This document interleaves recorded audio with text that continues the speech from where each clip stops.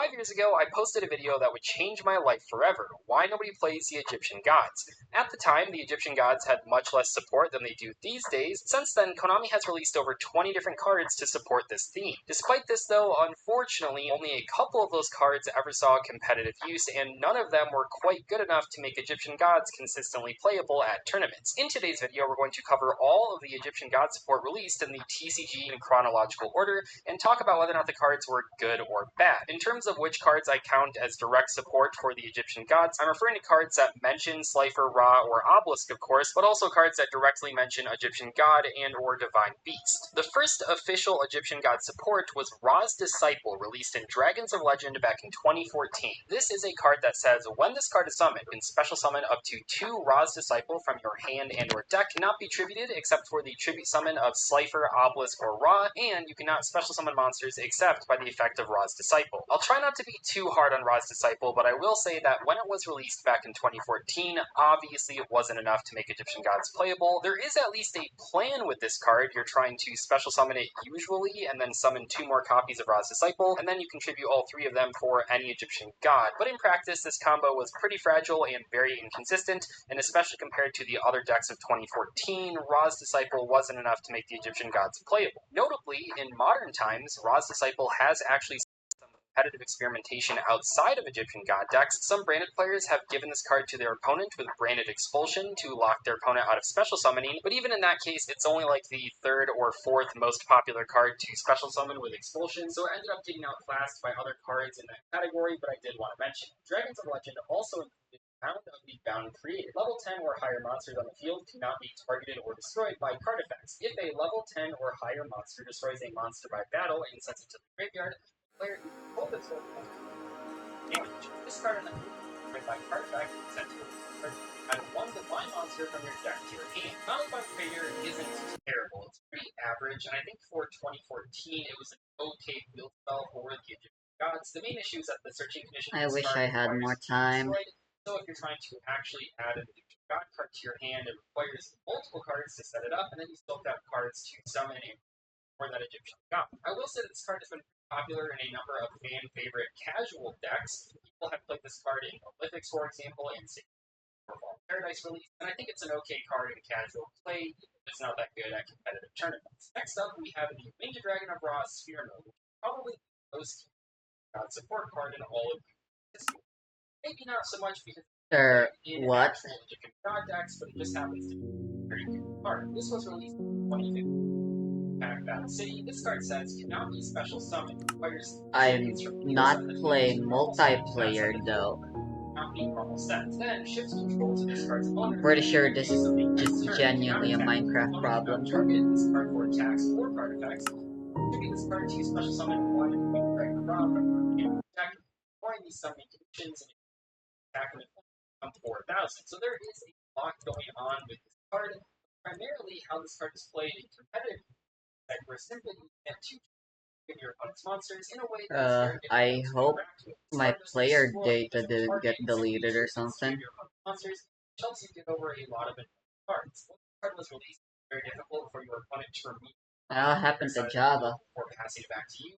And nowadays, in 2017, you can simply link it away. I'm a programmer, so if something's going on with my Java, I should be worried. I mean, yeah, it's kind of annoying.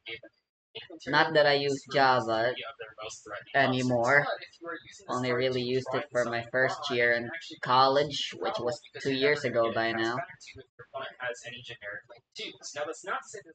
But still, has some funny combos that we'll talk about later in the video, but just to be aware that thank it's God. not wrong. In 2016's Millennium Pack, we got 2 Egyptian gods support. I'm actually considering going to hell.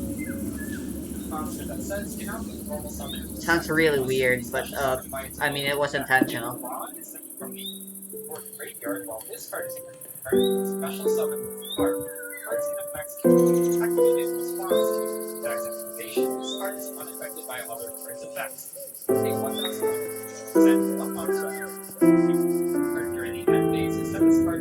Because I want night vision.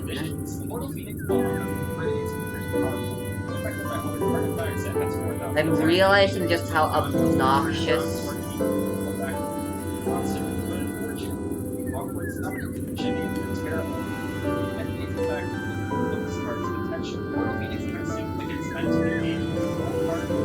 wow.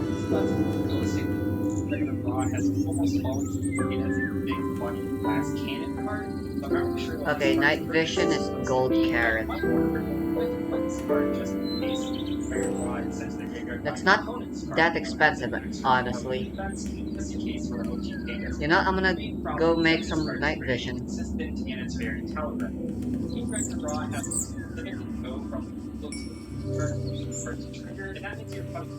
I'm honestly a little against the fact that you can just find soul sand and nether wart in the overworld, but considering how much more obnoxious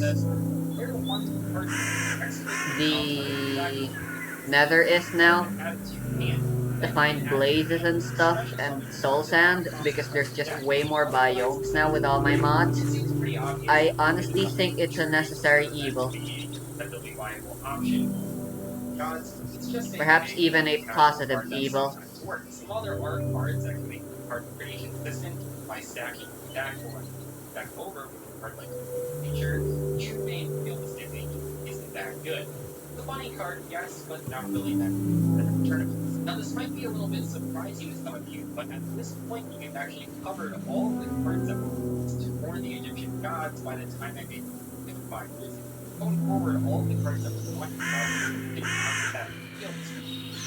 And hey, they spawned a new golem.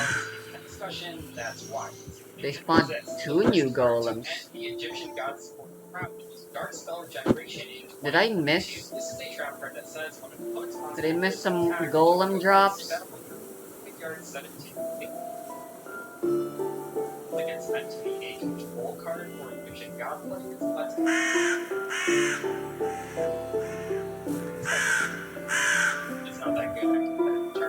What the hell's going on?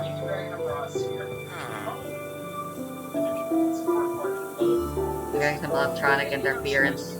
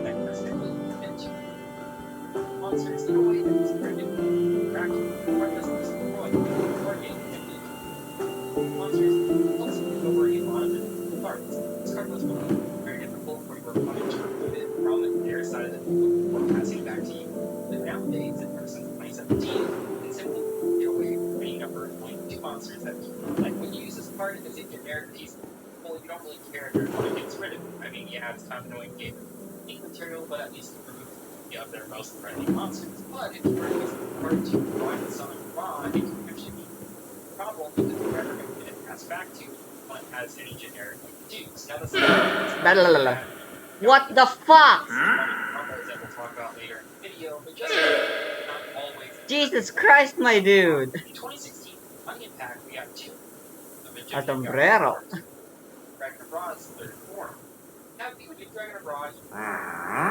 You like this place? You guys like this place? Why'd they spawn here? They were just being invisible and they decided to undo their invisibility at long last and reveal that he's been snooping here.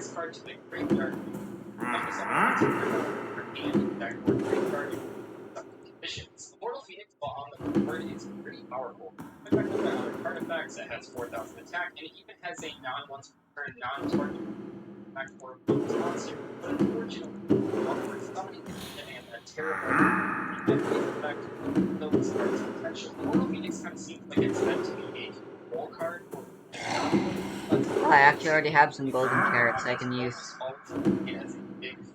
glass cannon card, so I'm not really sure what this card's purpose is. Now you might wonder, what if you play this card just in case the Dragon of Rod sends the graveyard by an opponent's card, as an extra form of defense, just in case your OT payments work. The main problem is that this card is pretty thin and it's very telegraphed. New Dragon of Raw has to specifically go from the field to the card for the card to trigger, and that means your opponent can really play around Immortal Phoenix as long as they have a couple of banishing or bouncing them. The other attack God's support is the Chain, a very interesting normal spell card that says player one card name excavate the top card of your deck. If it is a card added to your hand, then you can add to your hand or special summon one divine monster from your deck. Otherwise, send it to the graveyard. It's pretty obvious that by design, the Trinity was never meant to be a competitively viable option for the gods. It's just a big, fun, casual card that sometimes works. And while there are cards that can make the card pretty consistent, either by stacking your deck or by flipping the deck over, or like feature, the true name isn't that good. It's a funny card, yes, but not really tournaments. Now this might be a little bit surprising to some of you, but at this point we've actually covered all of the cards that were released for the Egyptian gods by the time I made the video 5 years ago. Going forward, all of the cards that we're talking about were printed after that video was released. So if you want to buy cards, Cannot wait for spring. This. The first card to end the Egyptian God Support drought is Dark Spell Generation in 2022. This is a trap card that says when Oh, isn't it fucking just... target one spell in your graveyard, set it to you. Oh, I hope the nether... I forgot about the nether one. Right, that was kind of the primary reason I... 33%. Shit, are they incapable of growing in the winter? They can grow just fine.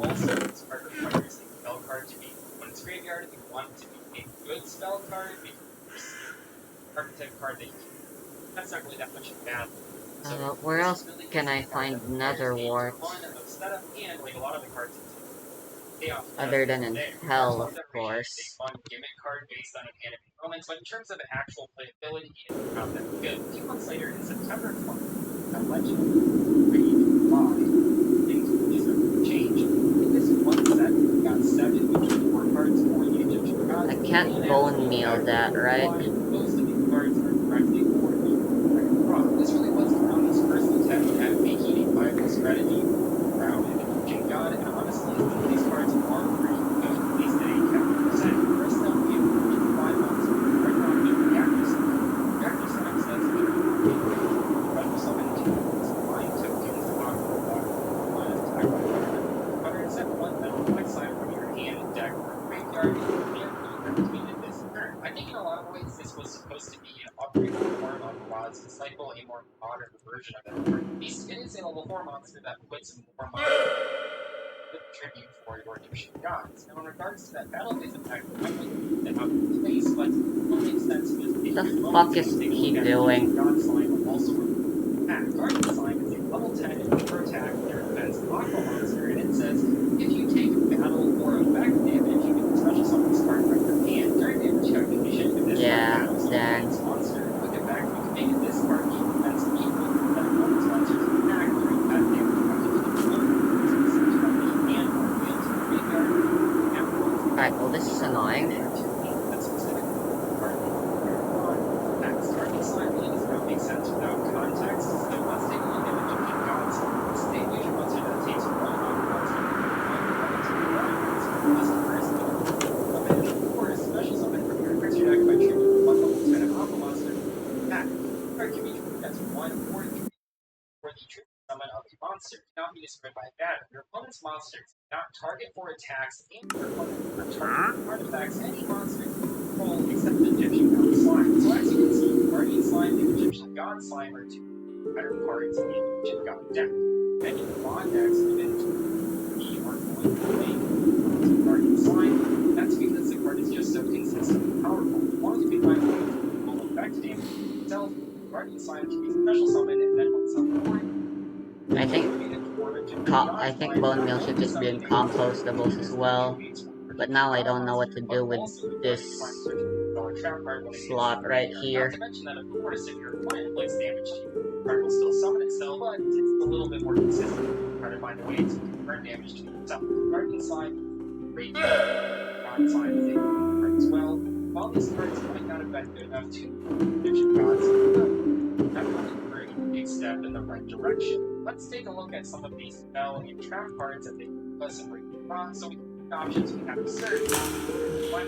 Ancient Chant is a normal spell card that says add one backboard graveyard to your hand, and if you do, contribute summon one monster during your main phase this turn. Large caves are obnoxious with fucking infinite darkness. This turn, it's attack defense becoming monsters some are not as nice to other cards.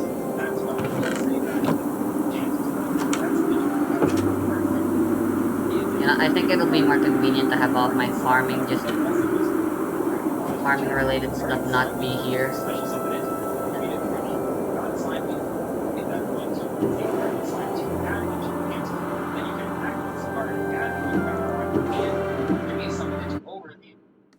Guardian Slime, Egyptian God Slime, and Ancient Chant didn't immediately solve all the problems that got brought at the time, but they helped quite a bit, and I'm glad that Konami. Let's take a look at some of the other spell traps and sets, though, and talk about those. Place Cannon, quick play spell that says, one link that can provide all the attacks to end the turn. This card's activation and effect cannot be negated. Here are the effects that it gives the card is unaffected by card effects, attacks, That's the llama. This turn, this card gains attack equal to monsters combined their original attack until the end of the turn. And after damage calculation, this card attacks instead of all monsters your opponent controls to the graveyard. Place can has one super outside that can wipe out the cards and plans. So while this card's activation and effect cannot be negated, well, it does give Bob affected by your card effects of it. Card changed. So if your opponent has a huge the blades again, it's not really that much. Action effect is on the rod. The blades can't involve features. It actually ends up being kind of a long matchups because if your opponent has any pull back when you rod into the blades can. Light Revolution is a continuous spell card that says send one divine beast monster from your hand to the graveyard and add one monster born from your deck or graveyard to your hand. You can send this face the card to the graveyard and this turn you can special summon the draw from the monster born conditions. But during the end phase, where this effect is activated, you must send that Moon Dragon Draw to the graveyard. Light Revelation is an okay card that gets boosted quite by how well it pairs with Guardian Slime and Ancient Chance. This card is played as a one-of in regular mod decks to get purchase, but still stick just fine. The Vikings works from Rage of Ra with some guy options. They continue that card that says if you control a monster whose original name is in Rage of Ra, activate the card mid-turn sets. During the main phase, you can play only have one left. Special summon in Rage of Ra, you control attack defense. Oh, the spawn eggs. Once per turn, you can contribute one Moon Dragon Draw. Yeah, I'll keep those. Now activate both of this card's effects in the same chain. This card is just a thing to actually make sense, even in a raw deck. It does require you to have On the that chest. raw on the board if you want to actually. It ultimately isn't relevant. To build a raw deck around this time that they weren't normally special summoning. How dark is it gonna be tonight? I might be willing to travel around in the night time. But at the time, people were really wondering when Konami would get cards to Slifer and Obelisk of similar power levels. Less than a year later, in 2021, we got two Egyptian God decks. The one card that was in both God decks was Soul Crossing. This is a quick playstyle card that says, during the main, after effect results, summon one divine beast monster. Monster or monsters your opponent controls, though you do not control them, but if you summon this way, apply this effect. Till the end of the next turn, after this effect resolves, turn not counting the effects of divine beast monster. When it comes to Soul Crossing, I think it does its job well, but it's a very linear card, and it does have a drawback if you want to use it the best way possible. The plan of triggering opponent's monsters, counting a god card on their turn is really cool in my opinion. restriction on this. That is ridiculous. And it makes it so this card really plays once it resolves on the opponent's turn. But optimistically, the card can be you basically turn Slifer, Obelisk, or Mod into is pretty plain. Full Crossing is one of the best cards for God. Why do I have resistance? When you were going You know, I have one nether wart in here. and you avoid the restriction in the process. Full Crossing might have not saved God cards, but it is a any deck that features them. Slifer's version of Blaze Cannon is Thunder Force Attack. It's a play spell that says this card's activation effect cannot be negated. Only monster like the Sky Dragon destroy this many as possible. Then, if you activated this card during your main phase, apply the following effect. Draw cards equals the number of monsters destroyed by this effect and sent to your opponent's graveyard. Also, you can only attack turn. Much like Blaze Cannon, your opponent can still chain cards to Thunder Force attack. It's just that the activation effect cannot be negated. However, while Blaze Cannon puts some effects on Oh yeah, I still need. Alright, I have no choice. I need to go to hell. Monsters with this. So, if your opponent chains AOH to get rid of the Slifer, while that does kind of suck, because now you have to summon the Slifer, at least Thunder Force attack. Which is really, really dangerous. That you have a Slifer Sky Dragon board, you can still resolve this card. Not based on the field at resolution. The equal Thunder Force attack might be better against interruptions compared to Blaze Cannon that doesn't necessarily make a card. One weird part about Thunder Force attack is that I feel like it's not that good. First, because if you're able to establish a Slifer on turn 1, you don't really card's effect. Slifer's removal effect has really gotten better, but is one of the biggest selling points of the card. I think it kind of conflicts with the Thunder Force attack. Yeah, maybe a little bit of value when it summons a monster with more than 2,000 attack points to destroy it, but it just doesn't feel like Slifer decks struggle with monster removal when they're able to go first and establish Slifer. Thunder Force attack seems like it's designed to help you go second, to get this ball activated in your main only, but if you're going second, the main way you want to summon Slifer is by using Full Crossing. Monsters are way better than destroying that. In which case, the attack might not even have any cards to pop after you summon the Slifer, which means, unfortunately, a lot of cards like this, or Obelisk and Slifer, are just much worse than they draw deck because you just don't have that baseline of consistency. It's not that dark. The other direct support card was Ultimate Divine. This is technically a card that But we're going to hell. Divine, but it wasn't.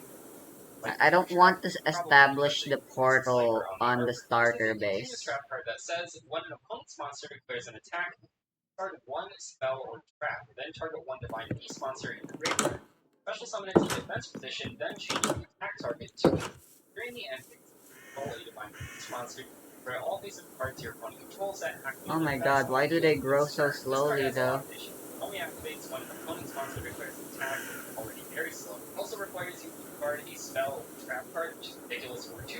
And first, I don't see why this card restricts you to only discarding a spell or trap card, just let people discard whatever they want. I can still establish it somewhere nearby. Powerful, so I don't think it's a cost at all. Without the discard cost, it's pretty likely the card still wouldn't have seen any play, but that's spending. The last effect is but it is way too telegraphed, and I feel like most casual decks wouldn't have issues with this card. Only range here. Okay. This card's activation and effect cannot be negated, of course, if really a monster can relate this Obelisk and one enter. If you the effects of one effect monster your opponent controls, it is great. If you can't, with the rest of the turn, the effects of that monster are negated, as well as the active effects and effects of monsters with the same name. Then, if you activate the card during your main phase, you can apply this effect. Destroy all spell and trap cards your opponent controls. It's established here. Activate this card, it does feel like you are punching your opponent's monster with an Obelisk. That is great.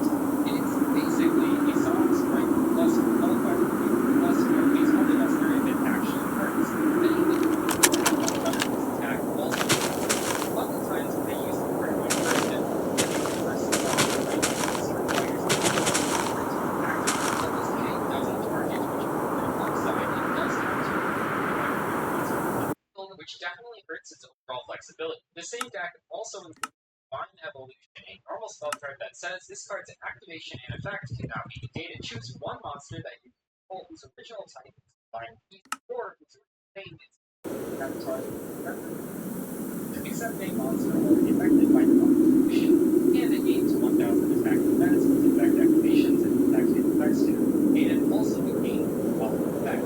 When this card wins an attack, you can graveyard there twice. Not too much to say about this card, it is just really slow, really awkward, and the effect is not that good. All of the cards in order to take this card's activation and effects is 5 cards. One more later in case we got number speed summon. While this card isn't effective, only if God's support permitted specifically mentions labor in the evolution product page. So I'm going to count during the main battle phase, it can happen to the back results. Almost on one level 10 monster. Kings and Jacks might apply this effect instead. At one level 10 non-guard monster, question mark attack from the criteria. Then immediately counters effect results, you can normal summon that monster. So let's summon and add either Viper or Sneeko to your hand. And then Here goes nothing.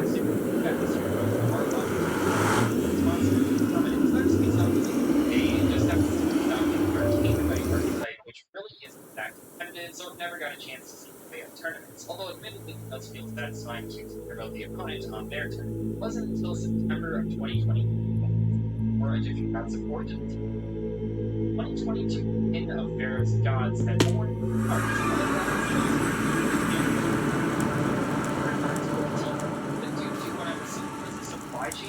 I am going to be woozy right away. Yeah, I need fire resistance. Wow, nether waste. Of all the places I could spawn in, I spawn in the most boring ass vanilla nether biome. What the fuck? 4,000. La la la la. Finishes card with card at one opposite tormentor from your deck or graveyard and venom. After this effect resolves, every time I read this card, I just initially Yeah, no, this is a bad idea. I'm already having heat stroke. That destruction effect, that would be cool. That would be an their job was What? it just doesn't feel that the graveyard effect is meant to add and summon the obelisk. Okay. On a field effect requires you already have the obelisk on the board. Soul energy exit. The breaking god is a quick play spell that says activation of this card or its effects cannot be negated, nor can its effects be negated. Special summon one obelisk the tormentor from your hand or graveyard if you use one of your opponent's card effects this turn. Yeah, but I feel like this is the second time this has happened here now.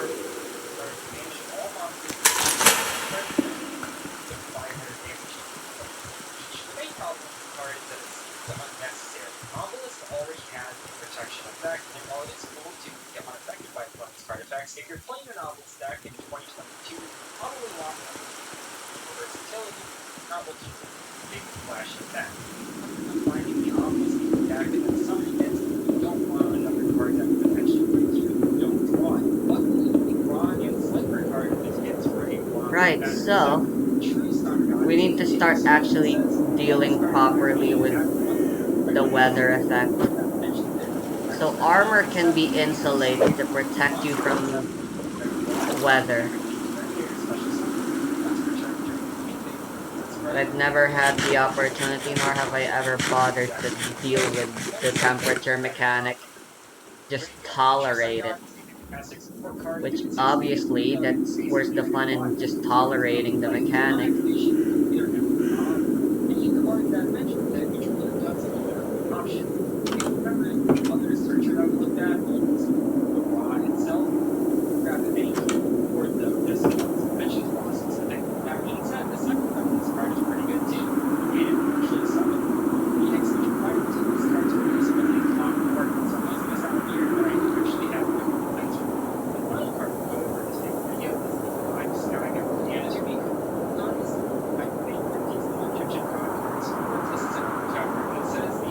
I do believe it's leather armor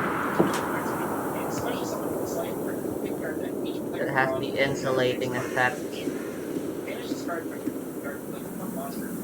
If I'm correct, you should be able to do it on other armor as well. First time in today's video, I'll say that it's not that hard to set up. Right? You can set an Elbaz against Lifer by using monster that requires Elbaz plus an 8 or higher monster. Now instantly you have that sniper, right?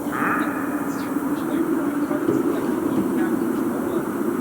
So if you first control order to cost, then you have the sniper. But hey, should help you. Hey, this is a really one card to play at random decks. If you have it, have a random have a recommendation. But it is a pretty great way to play Slifer. Now, this is mainly a video, but I will mention cards that we haven't gotten yet, just because I'm sure people are going to ask about it. So we have Anger of Light. This was one no, I've got it. This is a monster that says, not be normal summon. That must be special summon from your hand by triggering monsters. First, like the Sky Dragon, or the Jury, and the Queen Rock. This card is special summon. Look at that special summon. This card is obviously not meant to be. It's crazy. And one like this one. How she that's fine.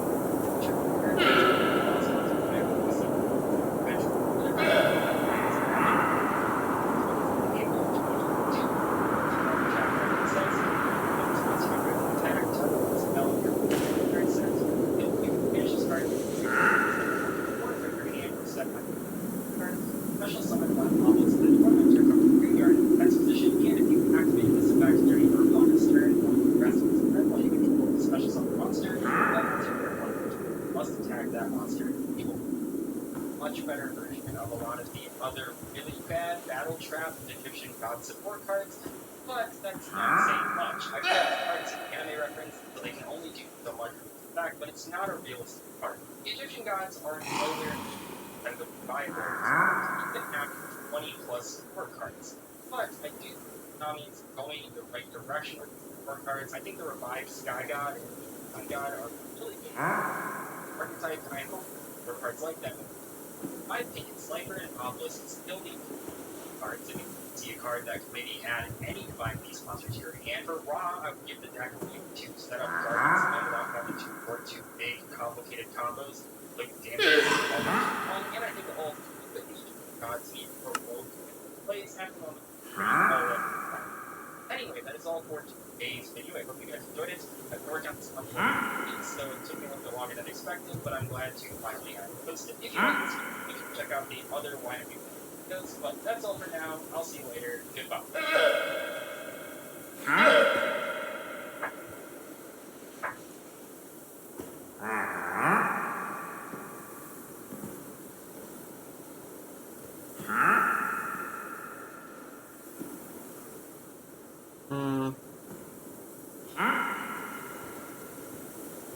On crafting table, what?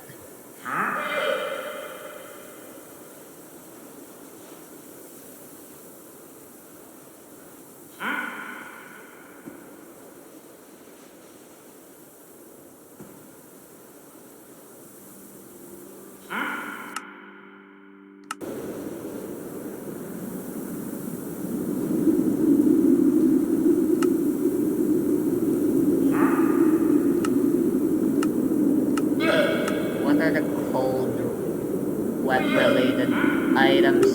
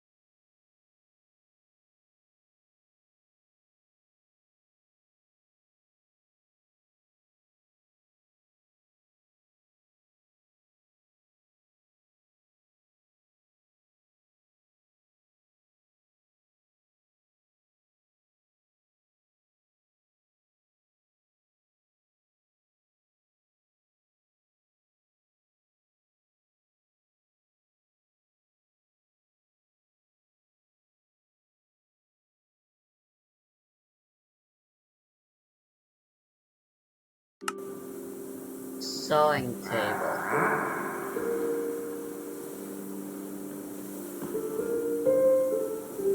Woolen planks. Surprisingly, oh, never mind, I have exactly enough.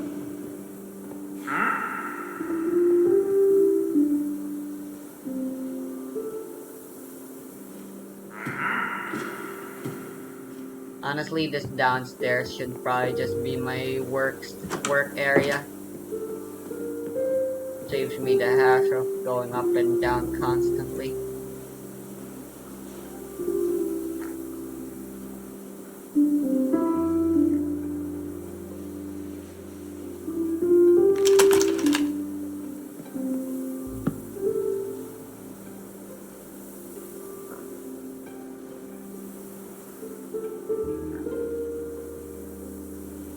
Alright, so you need...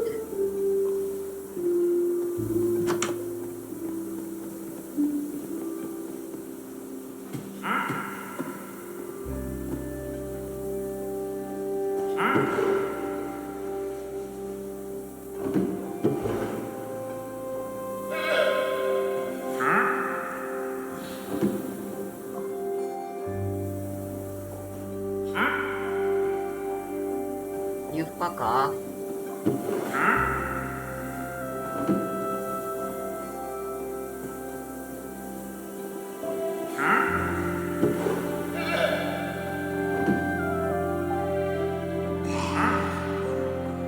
I hope these are compostable.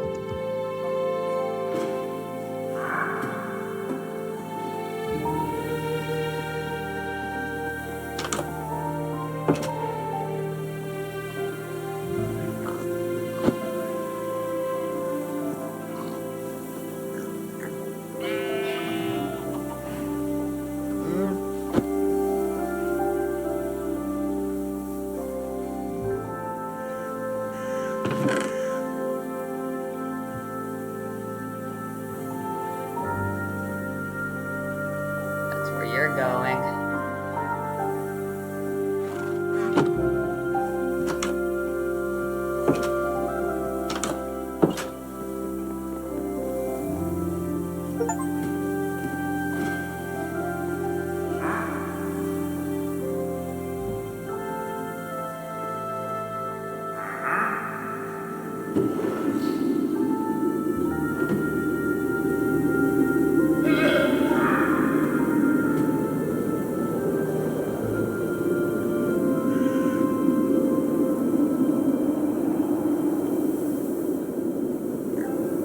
So what can we do?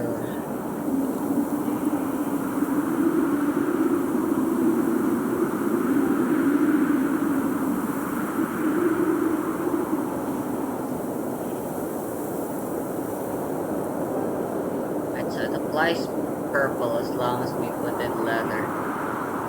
It appears different. Whatever we put in will determine what kind of insulation we get.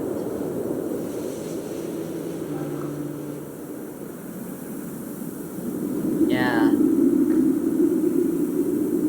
From heat resistant will be rabbit hide and hoglin stuff, goat related stuff, and wool for cold resistance. And then the neutrals are leather.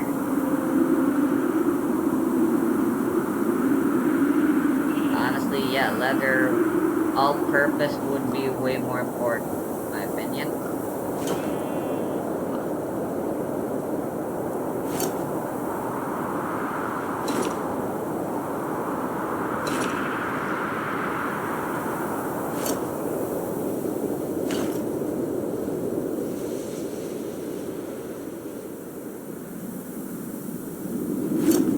Let's just go ahead and map them out since I know I can do that.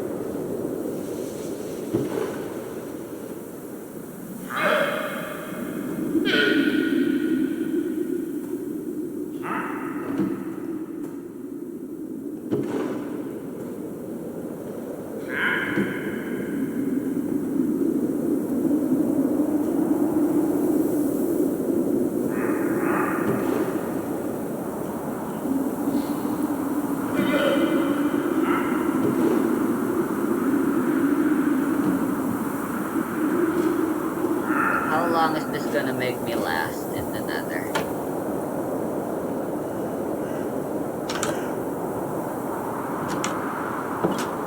Well, we can test and see how long it will make me last old.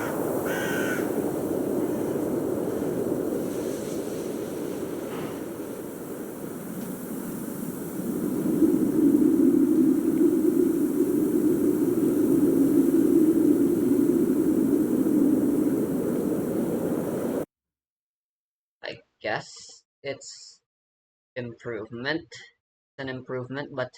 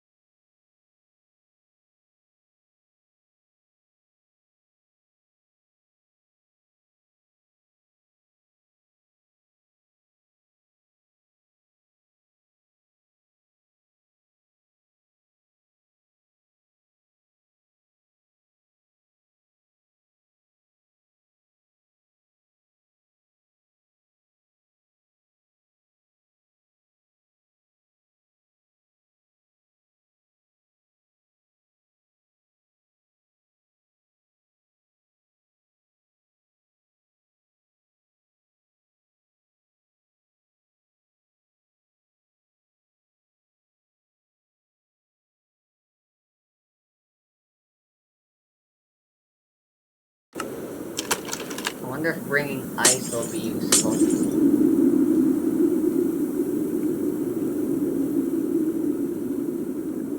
I was told you could get ice.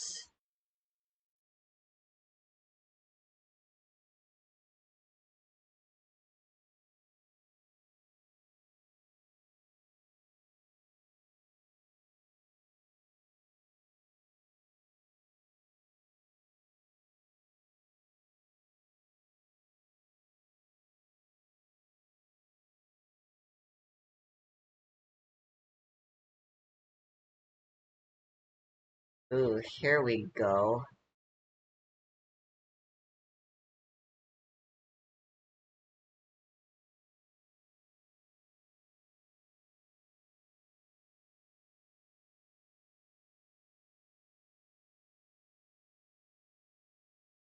We've got water skins.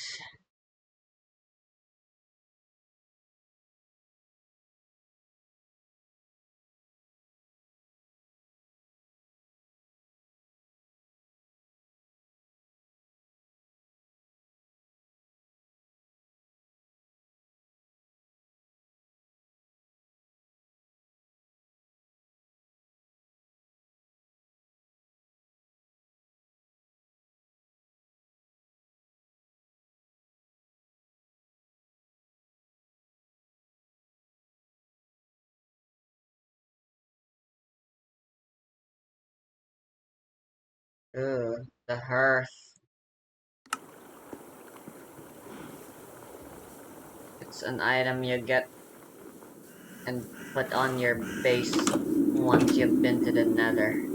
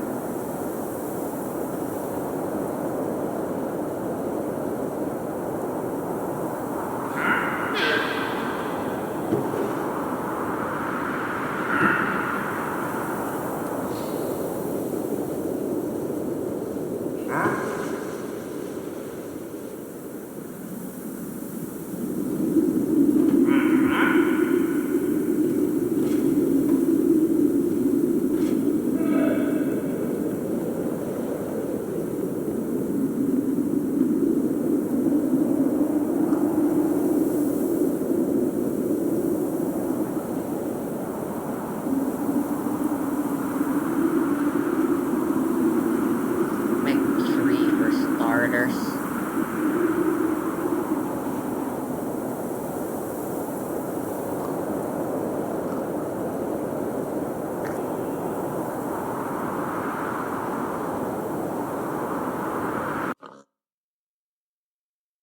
Alright.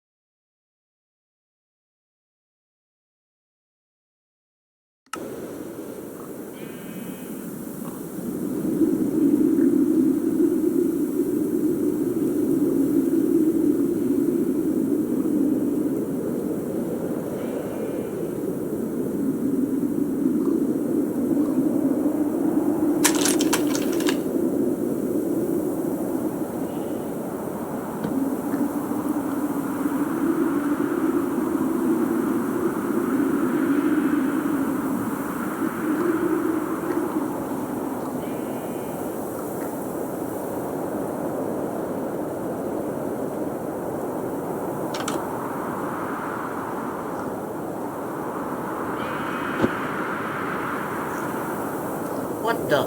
Oh my god!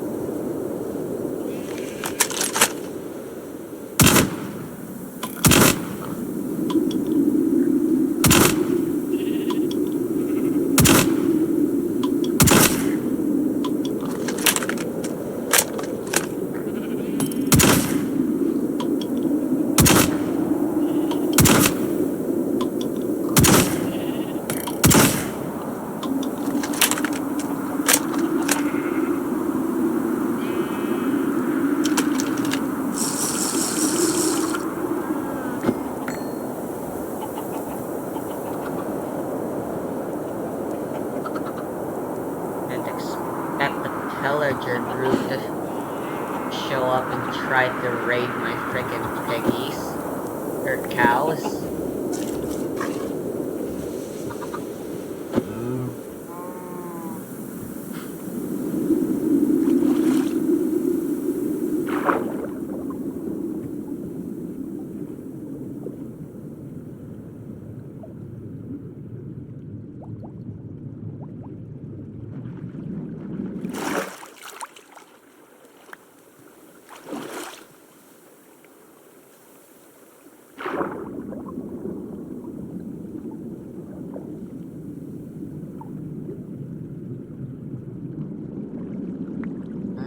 Interesting. Can I fill it with lava? Not that that would make any sense, but can I protect myself from the cold if I have water skin? Filled with lava.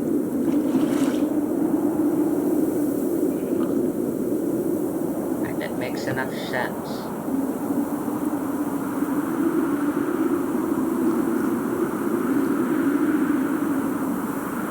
Ooh, where I get them matters.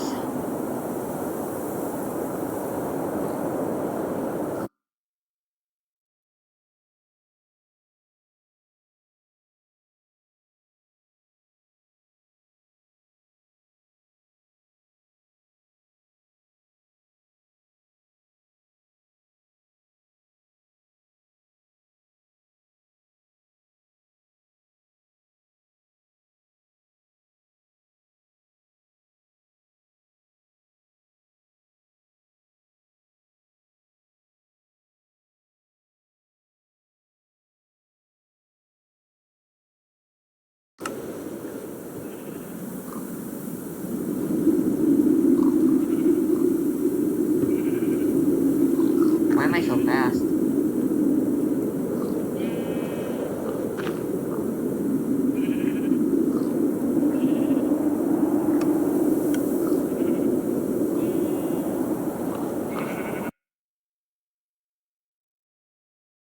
So the fuel is snowballs and clays and stuff.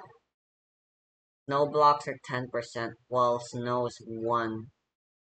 So I should literally always craft the snow into...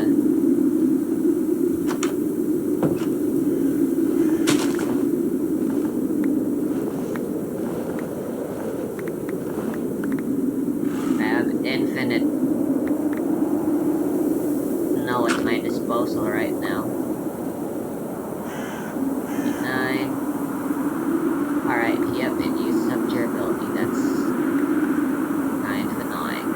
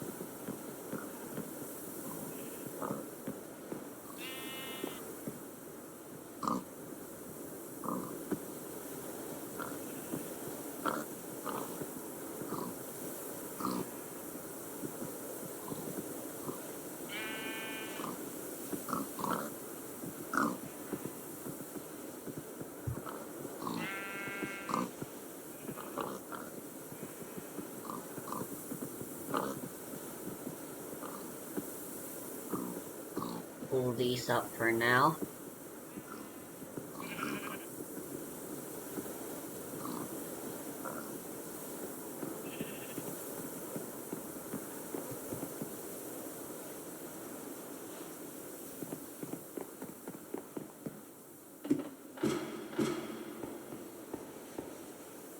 I'll put the snowballs in dirt.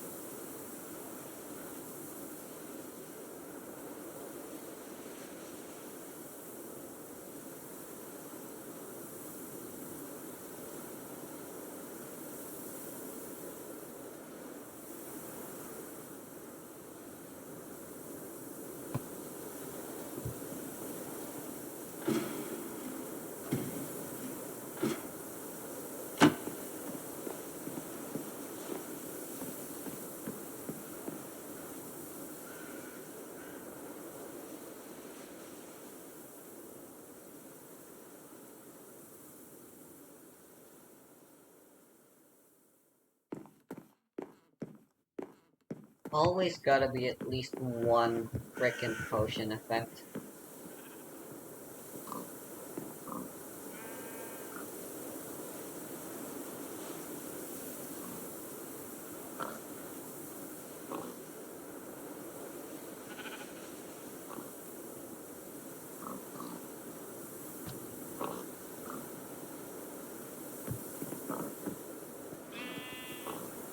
At YCS Indianapolis, I got the chance to watch Exodia win an incredible match, but afterwards I couldn't help but wonder why alternate win conditions had historically been so unpopular. At the moment, Oh wow, Yu-Gi-Oh! you has can just almost 20 consume them cards with outright. automatic victory effects, but only a couple have ever seen tournaments.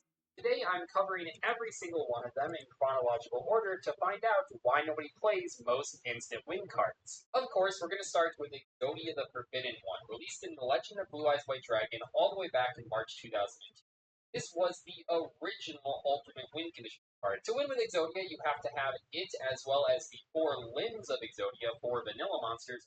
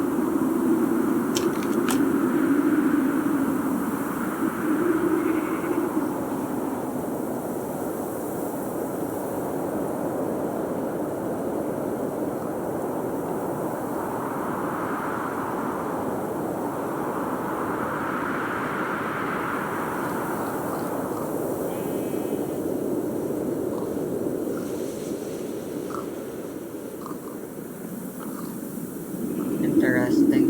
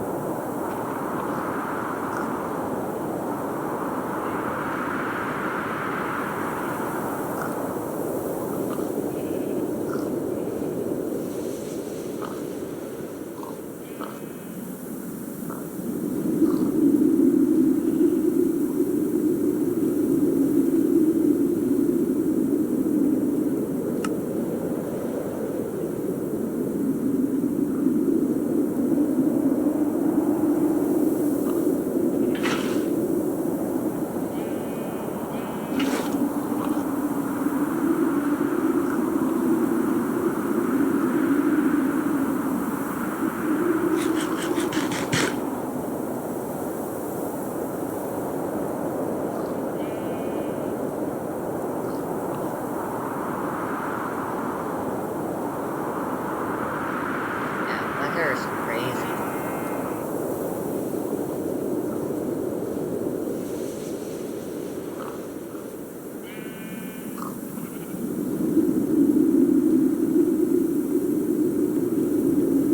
Probably should have gotten the helmet insulated.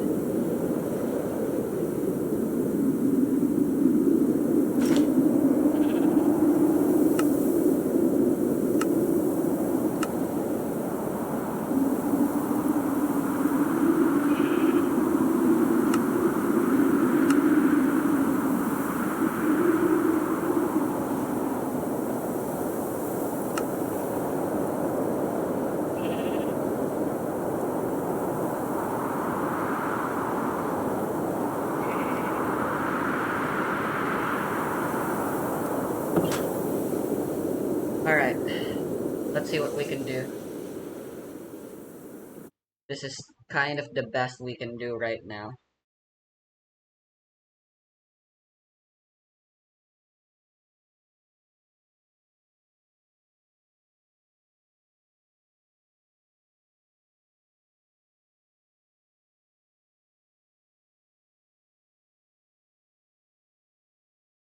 Oh wow, you need deep slate.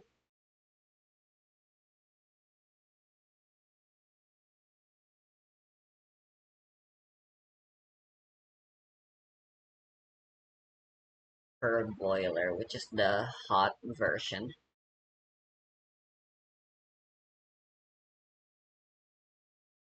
So the first needs soul sand and nether bricks, which is technically easy enough to get.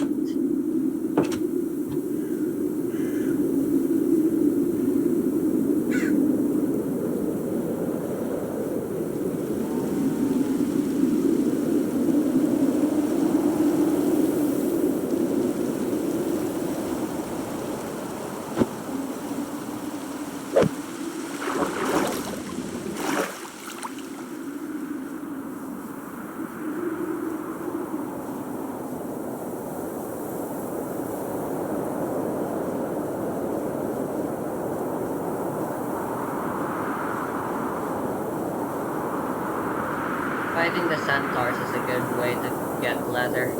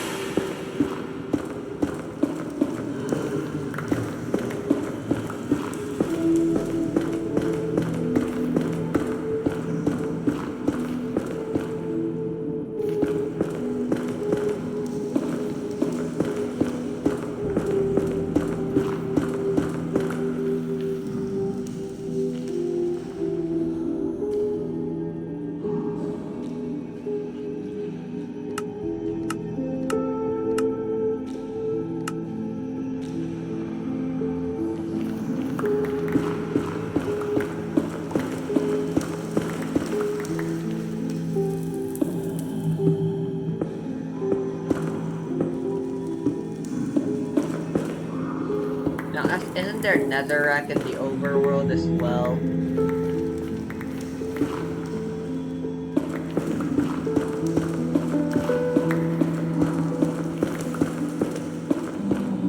As long as I'm insulated, I shouldn't get heat stroke.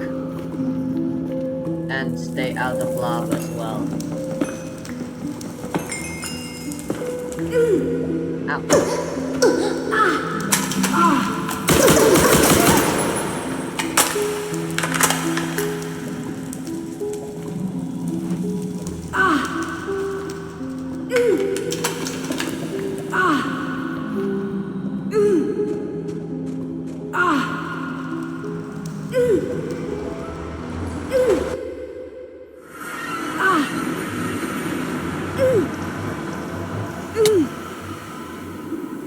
Oh, god damn it.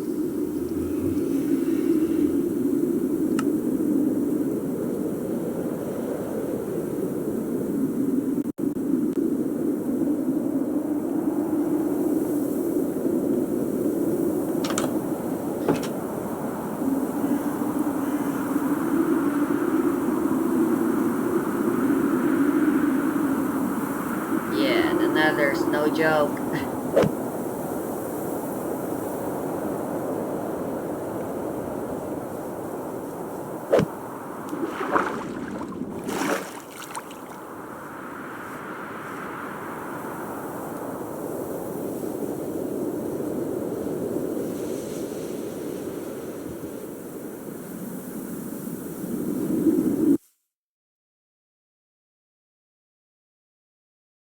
in your hand at the exact same time. Of course, this was designed to be flashy and inconsistent, a big anime card, and that's part of the fun of playing it. It's supposed to be a challenge assembling all 5 pieces of Exodia, and it's important to remember this. Exodia decks usually fall into one of 2 categories.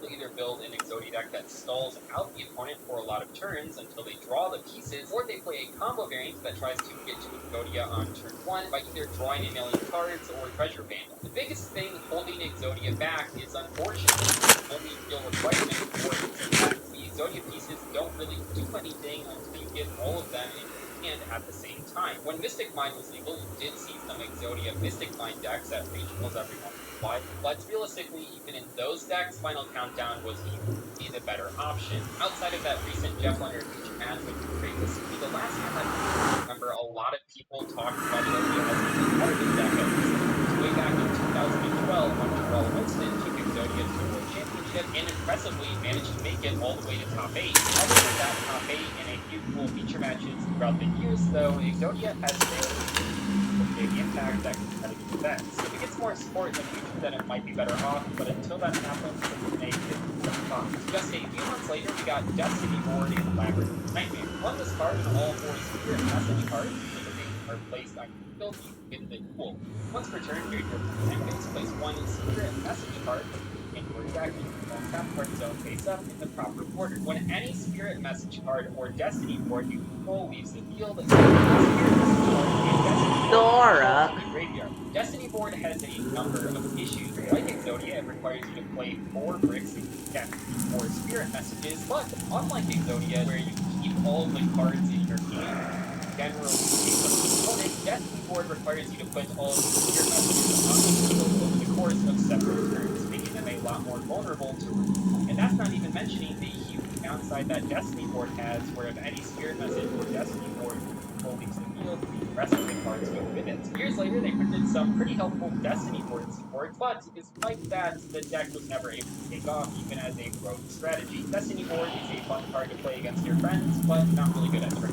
Next up, we have Last Turn, released in 2003. This card has weird text surrounding it, so let's read through it and see what it does. It says, this card can only be activated during the opponent's turn when your life points are 1,000 or less. Select 1 monster on your side of the field and send all other cards on the field and their respective owners to their respective graveyards. After that, your opponent selects special summons 1 monster from their deck and can activate monster. Any battle damage from this battle is treated as equivalent. The player whose monster remains alone on the field at the end phase of this turn any other case results in a draw. Conceptually, I understand what they were going for with last turn effect. If down in life points, you can set up this big final fight, but one of the issues that came up here was that if you activated last turn and targeted a card like Jabba the Spiritualist, your opponent wouldn't be allowed to special summon their monster, therefore you always won the duel. Now, some modern players might be wondering how you're even allowed to activate last turn when Jabba is on board, because how are you able to use a card that forces the opponent to special summon if you have a card in the field that restricts special summoning? Last turn has a ton, and I do ton of weak rules. In one of those weird that for whatever reason back in the day, they decided that half of the effects on this card happen after resolution. So it's not like you activate last turn, do all of those steps, and then the last turn resolves and decides the winner of the duel. Instead, you activate the last turn, target your monster, and then send everything on the field and the hand to the graveyard except that monster.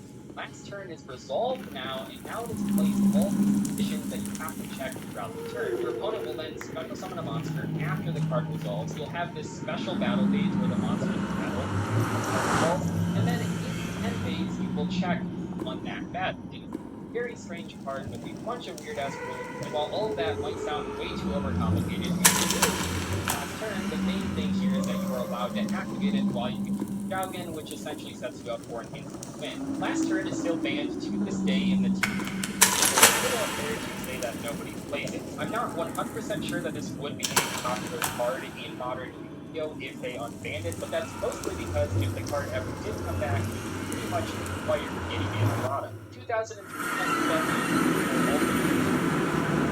we got Final Countdown and Dark Crisis. A normal spell card that says pay 2,000 life points. After 20 turns have passed, and cool. On one hand, this is the slowest alternate win condition card that Yu-Gi-Oh has ever printed, but on the other hand, it's also guaranteed and it requires no setup. As long as you draw the card, you can simply activate it immediately. And then the only requirement for winning the game is surviving those 20 turns. Unlike most of the cards in today's video, though, Final Countdown at least has multiple YCS tops, which is pretty impressive. At 2012's YCS ability, a Final Countdown deck managed to get all the way to top 16, but then years later, Final Countdown found its way in competition once again in a lot of Mystic Mine decks. Mystic Mine was a deck that oftentimes would use burn cards to win the game, but some players found it just easy to activate Final Countdown and wait 20 turns. While the Mystic Mine was on the board, if you controlled no monsters, your opponent would basically never be able to attack or activate any monster effects. Back in the day, Final Countdown decks were primarily comprised of cards that stopped your opponent's attack.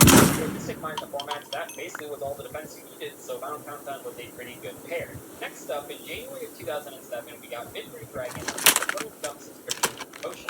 This card is not special summon. To summon this card, you must use Dragon-type monster. This card attacks your opponent directly and reduces your life points to 0 match. Now, I don't know about you guys, but when I first read this card way back in the day, I did not understand it. Like, what do you mean you win the match? You are already winning the match. You're attacking directly for game. But what I didn't understand at the time was that Victory Dragon is not a full winner, it is a match winner.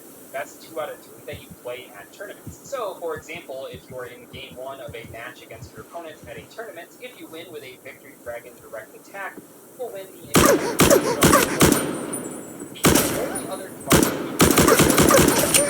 are World Champion prize cards, but those ones aren't able to play. So Victory Dragon was the first and only time that players were allowed to play match winner in tournaments. But even Allowed to hold the button to months before they banned fire it, as fast as possible, that kind of good, sucks. it was surprisingly argument.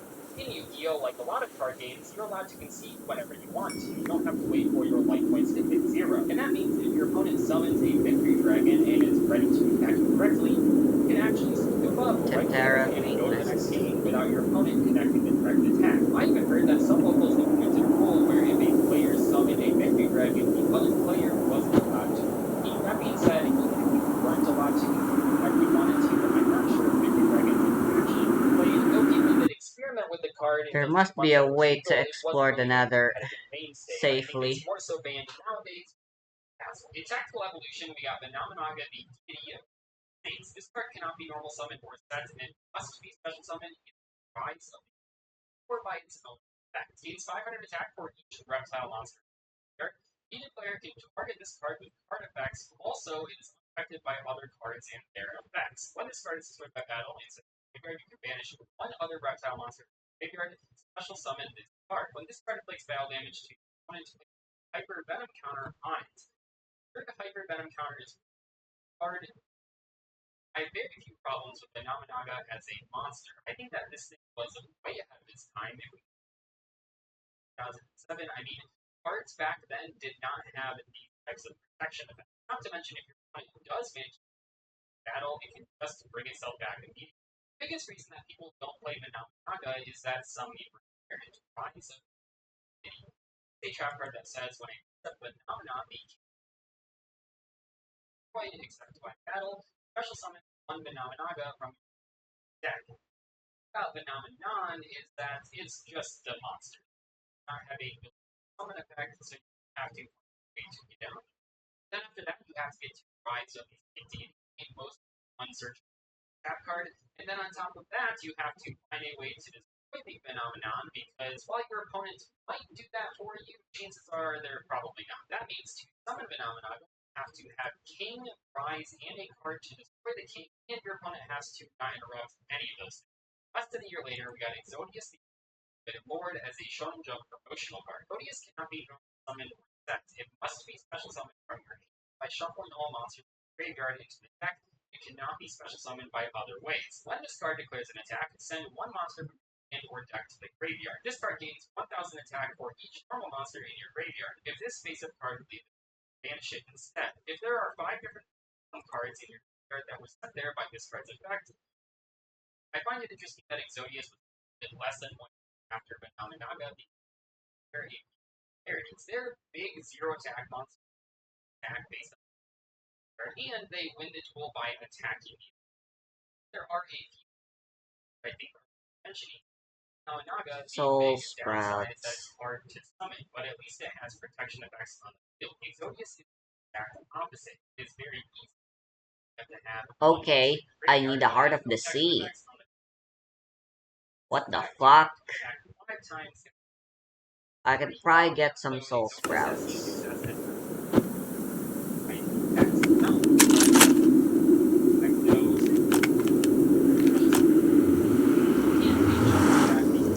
Was helpful.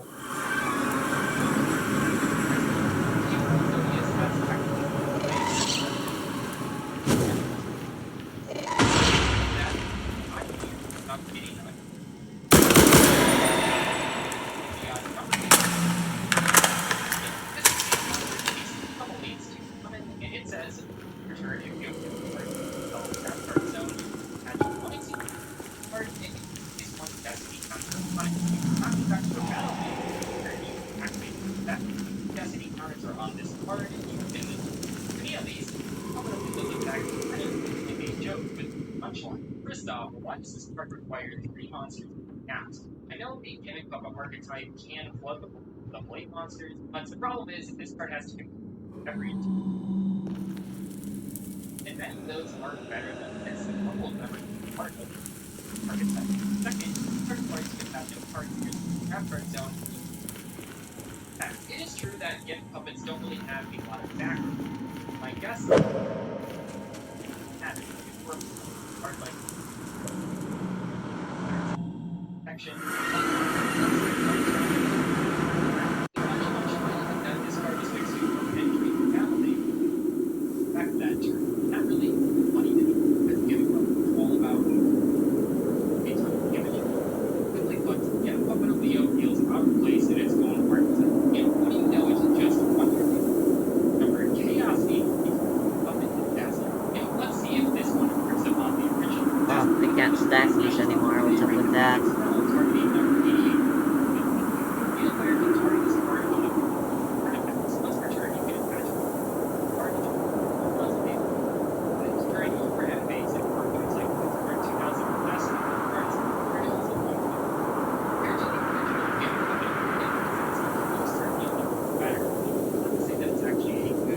It can be targeted, which is nice. It does have an ability that does damage to the opponent, so maybe look up the game. But what I find outrageous about this card is just that it has an effect. So just this one card you can heal your life with. So I just don't understand how this card needs. I've seen a few crazy combos online finding this card with I don't actually use it. In fact, but in any sort of tournament setting, that's not. Next up, we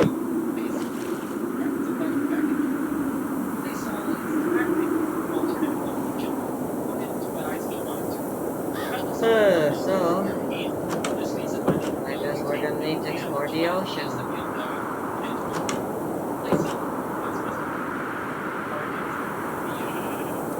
As such, one fun fact though, if you are required to play this card because you lost a bet against your buddies in the locals, that if you use the monster as a season, your opponent will not win, not count as the kill.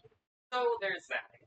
2014's Primal Origin, we got Jackpot 7, a normal spell card with a pretty unique requirement. Jackpot 7 is activated, shuffle it back. Yeah, when this card in your possession is sent to your graveyard by artifact, banish this card.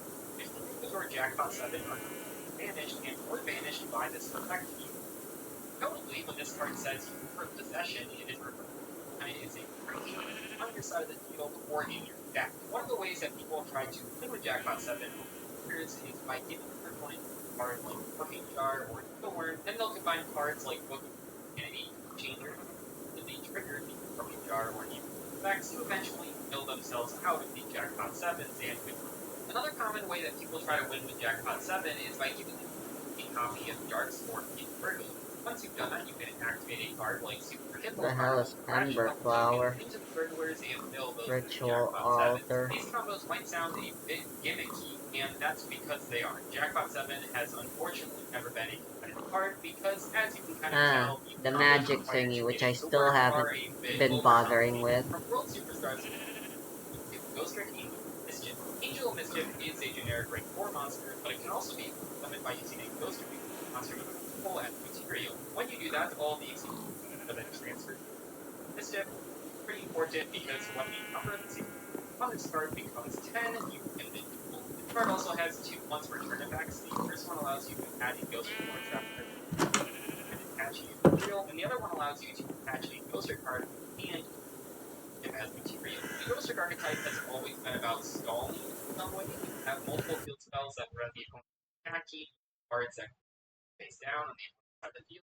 So the idea here is that the Ghost archetype is protected over the course of several turns, agile. Notably, there aren't really Ghost deck monsters that have effects that can attach themselves to the card. You're basically stuck with only having the Angel Mischief effect and Ghost Shot's Graveyard effect to attach materials to them. A lot of players have tried to look outside the Ghost archetype for ways to make it work. There are other cards out there that can put materials on it, but in reality, the card is primarily used for one combo, and that is to get to Topic Draco Future, and it's really good at that, but you don't see it too many other places. 2017 Maximum Crisis, very interesting, both the Dracos and Ash Blossom to OTs. Maximum Crisis also gave us a lot of the Phantasm Spiral cards. I've seen before, they have a field spell that summons token, they have a lot of trap cards, but they even have an alternate win condition card, Phantasm Spiral Assault. So let's take a look at what it does. Target one Phantasm Spiral Dragon you control. When it destroys 3 effect monsters opponent control by battle while equipped with 4 Phantasm Spiral equipped spells with different names. For context, Phantasm Spiral Dragon is a vanilla monster with 2900 attack points. Phantasm Spiral archetype only has 3 different equip spells. Furthermore, the equip spells are not that good, and none of them have protection effects besides from battle, which isn't ideal. Phantasm Spiral Assault is an unnecessary alternative win condition, otherwise pretty alright rogue strategy. 2018 claims that Destruction brought us FA Winners, a continuous spell card that says if you control an FA monster, this card cannot be destroyed by your opponent's artifacts. When your FA monster level is at least 5 or higher than its original level, battles an opponent's monster, battle damage them, you can banish one card from your graveyard. You can only activate the effect once per turn. For FA spells with different names banished, all banished by the effect of FA.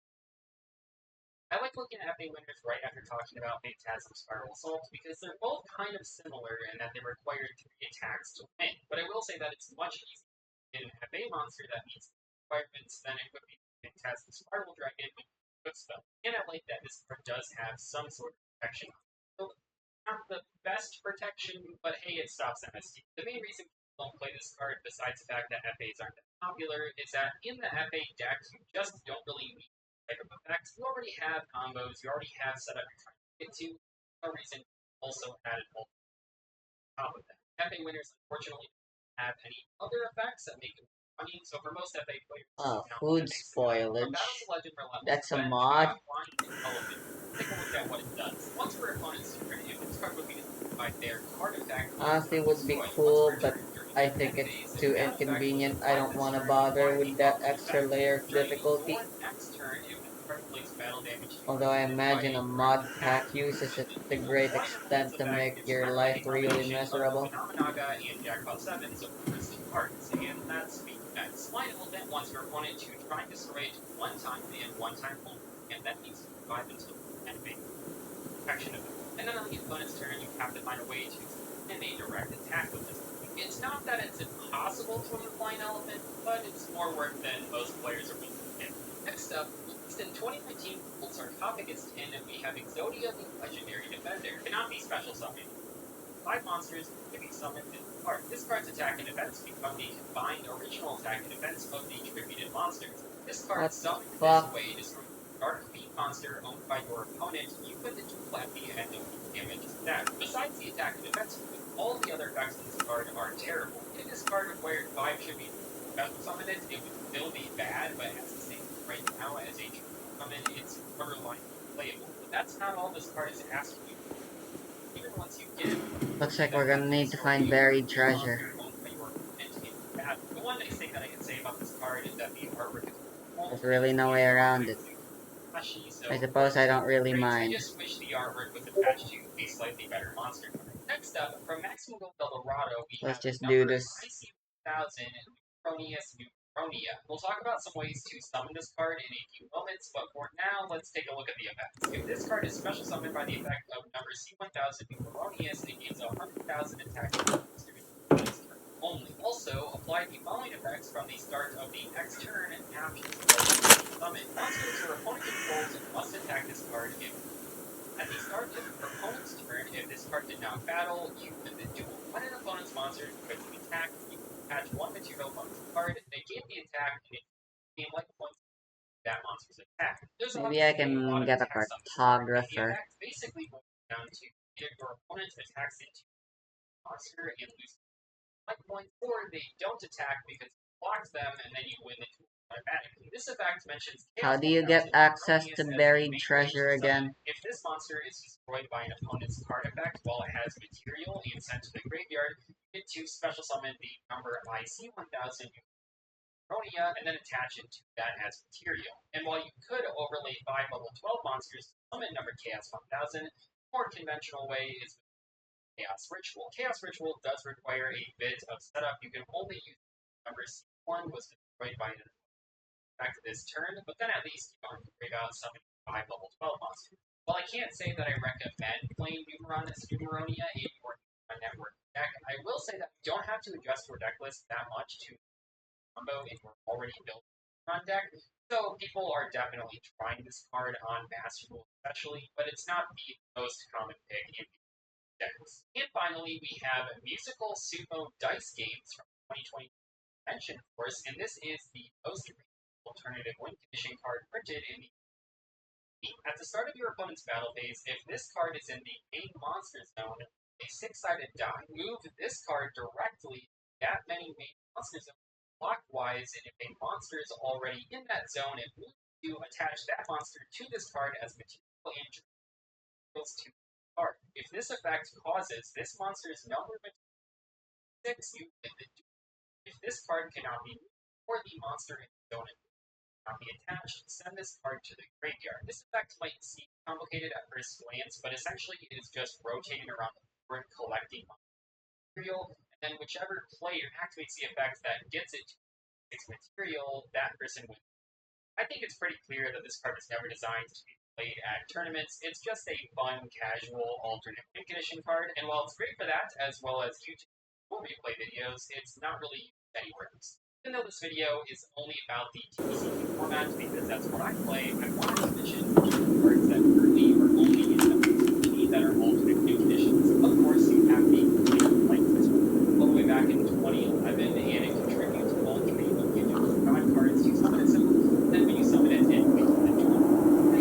But not practical for obvious reasons. Greater Miracle is only for the Saxon era, and it has a pretty unique effect. You shout Help out in Saxon, and then target a number Chaos 39 monster.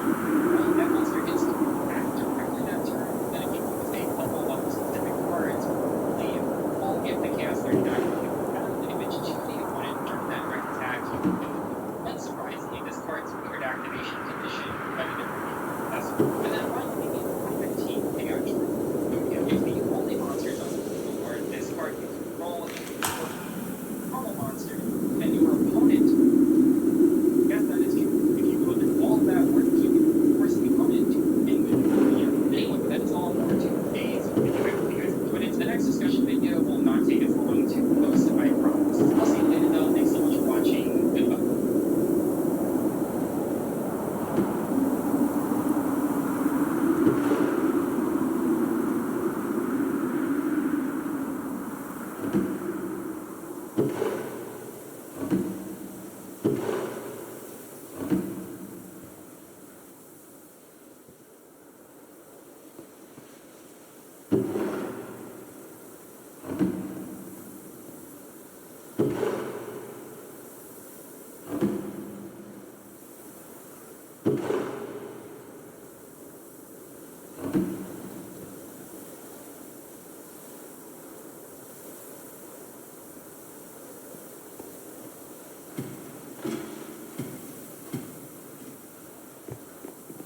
Let me go see if I can get a buried treasure map first.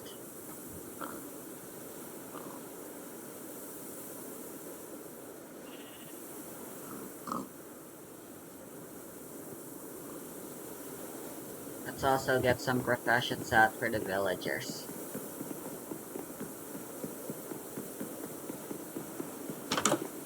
I shall give them employment and job opportunities, and they will be grateful.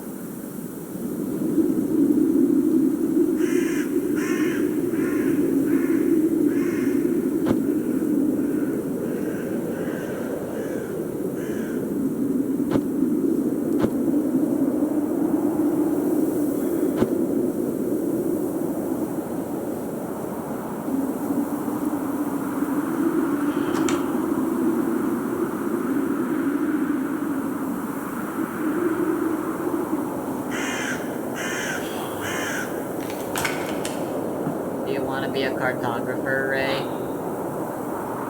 Literally shook his head. God. You're blunt. I like that. Honesty is a good trait to have.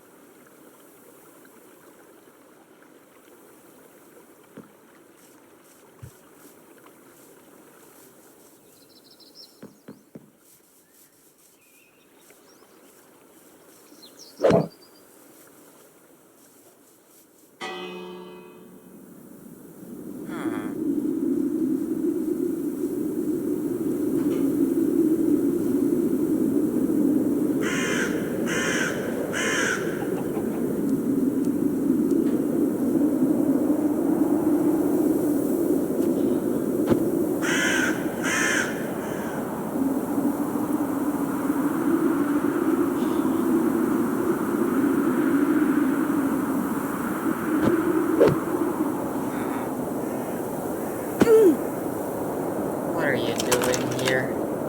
Are you interested in a job opportunity?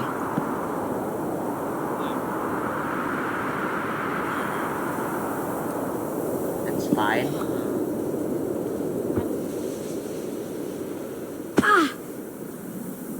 Stop running. Why are you running? Yes.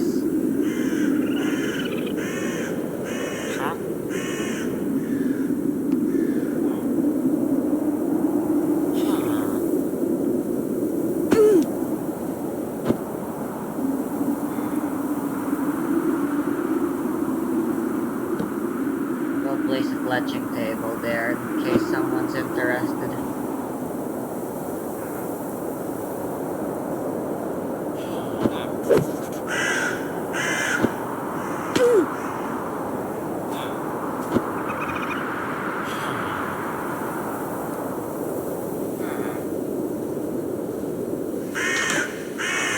Paper trade. Let's go for it.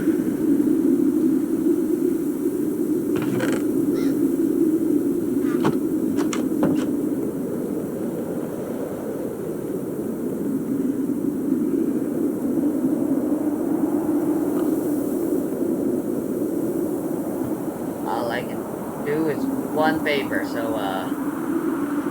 let's buy a boatload of treasure map.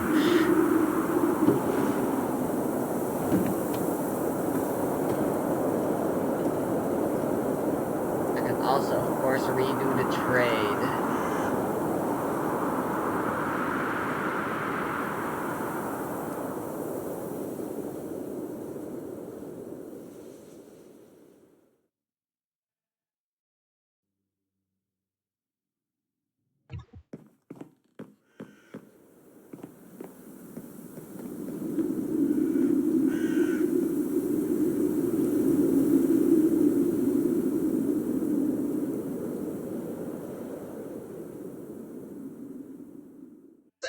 tech you need to try in Minecraft, whether it's your first day playing or you've been playing for 10,000. By just simply placing a couple of candles on top of a bamboo stalk, you get a brand new flowering plant to have inside of your garden. And come on, there's 16 different dye colors to choose from, which is more variation than we're getting from literal flowers. And that's not the only thing that we can throw on top of our garden. By placing some sea pickles on top of a pumpkin or a melon, we now have pumpkin and melon stems. Though here I wouldn't be as enthusiastic on doubling or tripling up like we're doing the candles. I don't think pumpkins usually come with this many stalks. Building a staircase can quickly get complicated, and I don't think I'm personally going to learn how to do a spiral staircase anytime soon. But we can take our current staircase up a step and just simply rotating in this stair on the outside. So that creates that 90-degree angle to give the illusion of a banister. It's really hard to fall off the stairs this way. Not impossible, and I wouldn't recommend trying it wrong. But it looks so much cleaner for something that it took no effort to do. To replace the stairs anyway, now we just do it at an angle. Simple as that. Waterlogged leaves are great. For one, they're able to replace obsidian in your flash chambers. And now, if you put them on a fence post, they're able to replace your actual glow, which I think is awesome. And while it is a little inconsistent, you more like 70% land and 70% water. If you ask me, that's nitpicking. Maybe it's more supposed to represent the Minecraft glow than our glow.